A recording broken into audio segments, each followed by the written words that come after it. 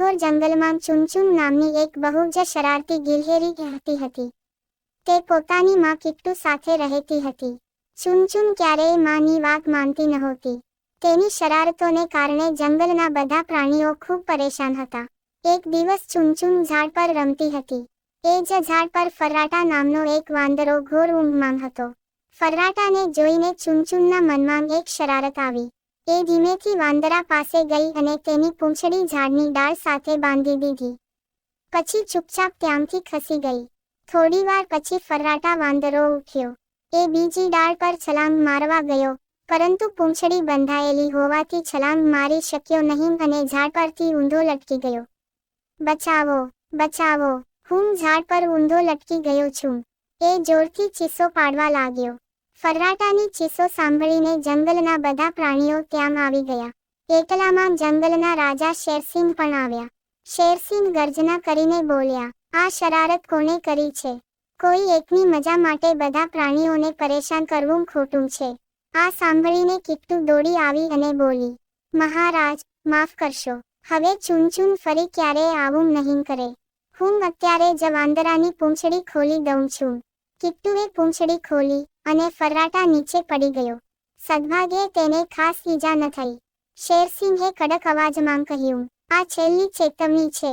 હવે જો આવી શરારત થઈ તો સારું નહીં થાય. એવું કહીને બધા પ્રાણી ત્યાંથી ચાલ્યા ગયા. કિટ્ટુએ ચૂનચૂનને સમજાવ્યું, બેટા, તારી આ શરારત એક દિવસ તને મોટી મુશ્કેલીમાં મૂકી દેશે. કોઈને પરેશાન ન કર અને જંગલથી દૂર ન જજે. ચૂનચૂન બોલી, માં, ચિંતા ન કરો. હવે હું સારી બની જઈશ. પણ કિટ્ટુને તેની વાત પર પૂરો વિશ્વાસ ન હતો. થોડા દિવસ માટે કિટ્ટુ જંગલ બહાર જવાની હતી. એણે પોતાના પડોશી કાલુ કાગડોને કહ્યું, કાલુ ભાઈ, હું 1-2 દિવસમાં પાછી આવી જઈશ. તું ચૂનચૂનનું ધ્યાન રાખજે. કાલુ બોલ્યો, હું પ્રયાસ કરીશ, પણ તારી દીકરી બહુ શરારતી છે. કિટ્ટુ જતી રહી અને ચૂનચૂન જંગલમાં જ રહી. એક દિવસ ચૂનચૂન એકલી ઝાડ પર બેઠી વિચારી રહી હતી. માને ગયા ઘણા દિવસ થઈ ગયા. એકલામાં કાલુ કાગડાએ કહ્યું, ચૂનચૂન, જંગલની બહાર ન જજે. પણ ચૂનચૂને વાત ન માની. એ જંગલની બહાર નીકળવા લાગી અને રસ્તો ભૂલી ગઈ. હવે દૂર દૂર સુધી કોઈ દેખાતું નહોતું.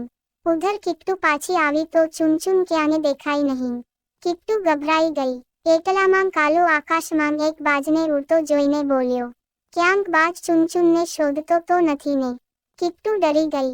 કાલુ તરત જ પોતાના મિત્ર મિટ્ટુ તોતા સાથે બાજ પાછળ ઉડ્યો.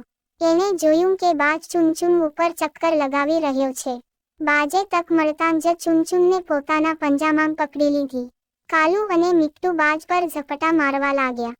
બંને હિંમતથી લડ્યા. અંતે ચૂનચૂન બાજના પંજામાંથી છૂટી ગઈ. નીચે પ્રાણીઓએ પાંદડા અને ઘાસથી નરમ જાળ બનાવી રાખ્યું હતું. ચૂનચૂન સુરક્ષિત રીતે એ જાળ પર પડી.